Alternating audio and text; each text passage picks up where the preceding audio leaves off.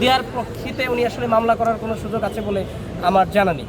যদি উনি সেটা করে সেটা অবশ্যই আদালতকে ভায়োলেট করে তিনি এটা করবেন। আচ্ছা, একটু জানতে চাইবে তাহলে কে মেরেছে লিখনকে? এই যে প্রশ্নটা করেছেন, আমি আপনাকে একটু আগেই বলেছি যে বিজ্ঞ আদালত সন্দেহ পোষণ করেছেন, তাই এটা তদন্ত করে দেখবেন প্রকৃত ঘটনাটা উদ্ঘাটনের জন্য। যতক্ষণ পর্যন্ত প্রকৃত ঘটনা উদ্ঘাটন না হয় ততক্ষণ পর্যন্ত আসলে এই ব্যাপারে আমরা আসলে কিছু বলতে পারবো না।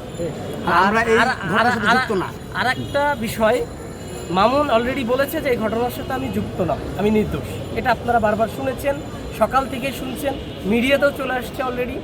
যে মূল বিষয়টা সেটা আমি আগেও বলছি, এখনও বলছি, লিখন এই মামলার কোনো রিলেভেন্ট ফ্যাক্ট না। লিখন এই মামলার সাক্ষীও না, এই মামলার বাদী বিবাদীও না, আসামিও না। লিখন এখানে কেন আসছে, কী জন্য আসছে, কেন ইনসিডেন্ট ঘটালো, কেনই বা তিনি আবার লায়লা তার পক্ষ নিয়ে তার মামলা এটাকে জড়িত করে দরখাস্ত করিল, এটা আমাদের আসলে জানা নেই। আচ্ছা, আপনার কাছে একটু জানতে চাইবো, প্রিন্স মামুনের এই মামলা